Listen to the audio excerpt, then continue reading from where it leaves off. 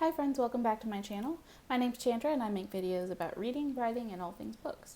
Today's video is it's two in an ongoing series. I don't know how many videos are going to be in here. I'm just gonna, as the ideas come to me, I'll just keep adding to it. So who knows how long it'll be. But this is the second video. So if you would like to see the first video, you can find that in the description linked below. This video is researching and revising historical fiction. I have the first part, and I actually have another one that'll be upcoming that'll also come out this month. So I don't know how they'll be spaced, it's not specific, but these are just some things that I found very helpful when I'm researching and revising. Because as I said in the first video, I don't research before I write. I just write and then I research. So in the first part, I mentioned creating a list of things that you want to fact check. So the first thing in this video will be going back to that list that you have built up and finding all the things that you wanted to check and actually sitting down and running a check on them. And here's my example. When I was writing the first draft of Project TJ, I didn't specifically know if my characters were going to need running water, if they were going to need electricity, and there was a specific mention of a specific kind of carriage, and I wasn't sure if all of those things came together. I didn't know that when I was outlining it. I didn't know that I was going to use that specific word choice when it came to the situation. I did use that word choice, and then I needed to figure out, okay, did all of these things happen at the same time? Because I determined that there was running water, but they didn't have electricity in their house. And they did need this specific kind of carriage. So I just made notes of it as I was writing. I didn't let that slow me down. And then I went back and I created a timeline when all these essential parts would come together. So electricity existed but wasn't in heavy use, or maybe it didn't exist at the time.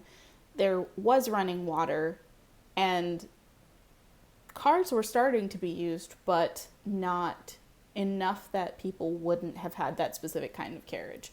It makes sense for the story. So I created the timeline using that, and it actually helps me nail down when this story takes place. That's something that as I was outlining, as I came up with the story idea, I couldn't put my finger on, but I'm also not going to let that stop me from writing the story. And then by actually writing the story, it gives me the information I need to narrow that down. So this is one way that I use research to help finalize and craft the story, which is why it's helpful to do it after the fact where I have more information to actually research. Number 2, look for major historical events in the time period that would impact the story.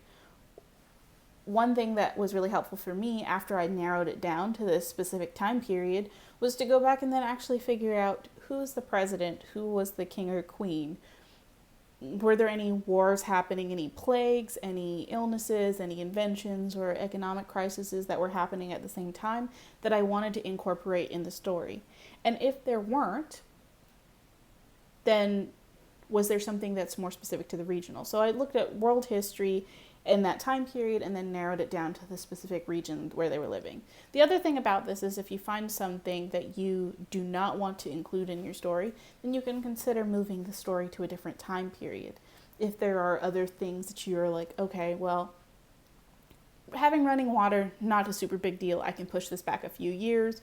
Or having running water is a super big deal, but there's this big war that happens and I don't want to address it. So how can I move them to a location where that war wasn't super impactful, or whatever the case may be? You can look at that and be like, oh, well, this town had a gas main explode and I don't want to touch that in my story, so I'm going to move it to this town where there was no impact from that. Things of that nature. You can just really decide what do you want to address in your story and what do you not want to address. Number 3, once you confirm the more major plot points, refine the time period and region and clothing and culture, then you could really start to tweak stuff within the story and say, does this all fit together well? Is this the story that I'm wanting to tell?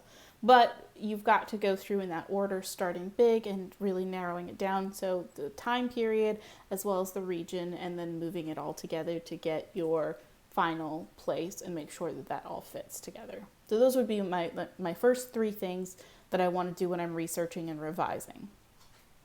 Number 4, I mentioned keeping track of your research in another video, and I will link that here. But I can't stress it enough as you're doing this research, especially because later on you might come to something and determine, I really don't want to include this. I need to move the location of the story, or I need to move the time period of the story. You will already have all the research that you used to pick where you are now. So you don't have to go and re-research all of that in order to move the story. So I find it very helpful. I actually use Google Keep to keep track of my research for specific projects. It's super helpful because you can have a lot of notes, but just put it in a specific category and then pull up that category by clicking on the tab. So there's a video linked in the description where I talk a little bit about that. Number 5, get specific. Once you've refined your time period, get into the bug dust. Look for local newspapers. I found some, I think I have a link I can put in the description where I found, like, through Google, images of actual newspapers, which is really helpful because you may not necessarily, especially with all the things happening in the world right now, be able to get to a library where they have the copies of the specific paper that you are wanting to look at. But you can find some great papers there for free. There are other paid resources, but I found some that you can actually look at through Google and see specific papers. So that can be handy if you are wanting to address your character actually looking at a newspaper that existed, but you're like, but I don't want to pick a day where they're reading the paper where something major happened. That can be a really good resource to look at. I know for me, I picked a day where I couldn't find a copy of the specific newspaper because I wanted to say what the headline was, but I also didn't want people to be able to go back and be like, that was not the headline. And I know that's super nitpicky and super petty and may not be that important, but if it is really important, that is something that you can actually do. And keeping track of those is really important, the links to those and everything like that, because it can be very, very challenging to navigate back to them. I'll take that one from experience. Number 6. On number 5, one last point. You want to also check the regions and make sure that you're keeping track of what kinds of foods your characters will be able to eat and what the maps look like for that area, all of those kinds of things. You will definitely want to keep track of those, but especially with the food, because you want to think about their storage and transportation system. Their supply chain was not as advanced as ours is now. So foods and things like that may vary by region, and if you're wanting to make sure you're being as accurate as possible, you'll want to see if there were any shortages or anything like that, or, would they be able to afford to still get the specific food regardless of those kinds of shortages, the different things that would impact the supply chain, as well as for their socioeconomic class, what would they actually be able to eat on a regular basis. So keeping all of those kinds of things in mind, and then making sure that when you're telling your story, if you do include something that's outside of their usual fare, that you have an explanation for that. And maybe that doesn't apply specifically to your story, but if it is, if you're wanting to be very specific and very historically accurate, then those are some things to keep in mind. Number 6, check the details against your list. So once you've made a list of all the things that you do want to make sure you're very accurate on, go back through your list and make sure that you've touched on all of those. And if you have those in multiple points in your story, make sure that you line all of that up and that you're connecting all the dots and your story is complete. But then also keep a note of different things that you haven't checked or areas that you didn't think about in your story, and specifically have a reader or critique partner who reads with those things in mind, who can really pick up on details that don't align historically speaking. And that really leads into number 7, which is have an alpha reader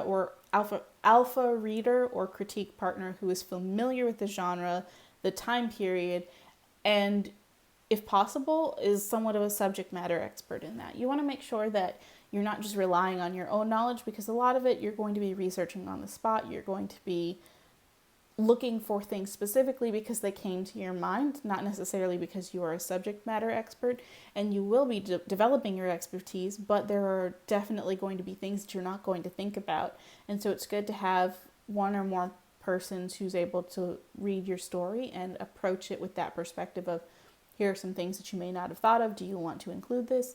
And it's okay if you don't want to include all of those things, but just to be aware of them, that they may come up, that they may be referenced, or that people may have questions about it. And then you can determine if you want to include it in your story or not, based off of how historically accurate you want this story to be, and why you have an active choice in why you include what information you're including.